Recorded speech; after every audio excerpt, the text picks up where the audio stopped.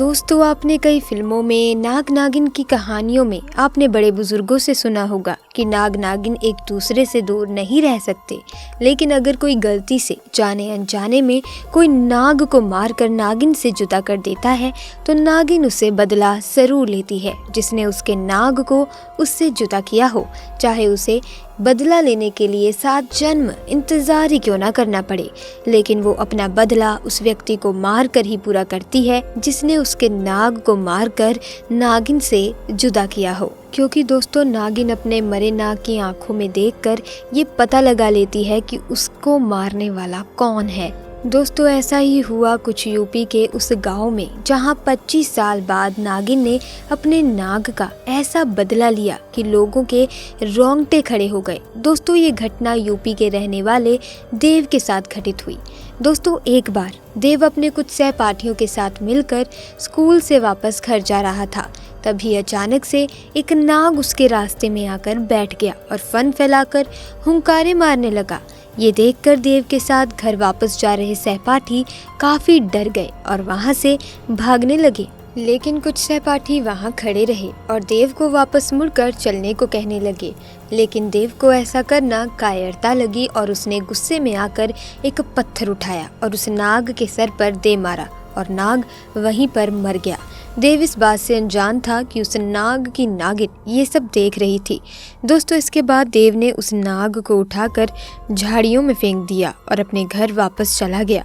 दोस्तों, जब वो नागिन अपने नाग के पास गई तो अपने नाग को खून में लथपथ देखकर वो नागिन गुस्से में लाल पीली हो गई और अपना सर जमीन पर मारने लगी। इसके बाद नागिन ने अपने नाग के शरीर को एक जगह पर रख दिया और अपने नाग का बदला लेने के लिए देव को ढूंढना शुरू कर दिया।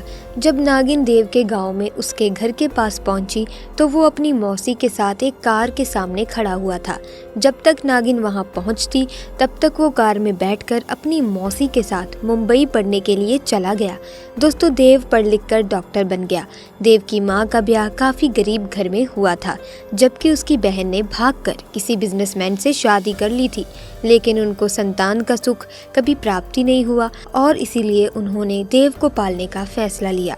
देव का लगाव पढ़ाई में ज़्यादा होने के कारण उसके माता पिता ने भी अपने दिल पर पत्थर रखकर ये फैसला लिया। वहीं देव भी अपनी मौसी की मेहनत और अपने माता पिता के दर्द को जीतकर डॉक्टर बन गया। बाहर विदेशों में जाकर देव ने कई डिग्रियां ली और वो जानवरों का डॉक्टर बन गया, जिसमें वो सांपों का विशेषज्ञ था। दोस्तों, जब 25 साल के बाद देव अपने मौसा मौसी के साथ गांव आया तो उसको देखकर सभी गांववासी उसका स्वागत करने लगे। सबका इतना प्यार देख देव काफ़ी प्रसन्न हुआ और अपने बचपन के दोस्तों के साथ एक खुले मैदान में जाकर बैठकर अपनी पुरानी यादों को ताज़ा करने लगा। तभी उसकी नज़र उस नागिन पर गई जो पूरी तरह से जख्मी थी। उसके शरीर से रक्त बह रहा था। ये देखकर ऐसा लग रहा था कि वो किसी सड़क हादसे का शिकार हो गई हो। जैसे ही देव ने उस नागिन को देखा तो उससे रहा नहीं गया और वो अपने घर गया और वहाँ से उसको पकड़ने का औजार लेकर आया और उसको बेहोशी का इंजेक्शन लगाकर उसका इलाज करना शुरू किया। 3 दिन उसका इलाज करने के बाद नागिन पूरी तरह से स्वस्थ हो गई। लेकिन नागिन की आंखों में तो देव की फोटो छपी हुई थी, तो उसने तुरंत ही देव को पहचान लिया। दोस्तों, जैसे ही देव ने उस नागिन को उठाकर बाहर छोड़ा तो उस नागिन ने तुरंत ही देव के पैर को डस लिया।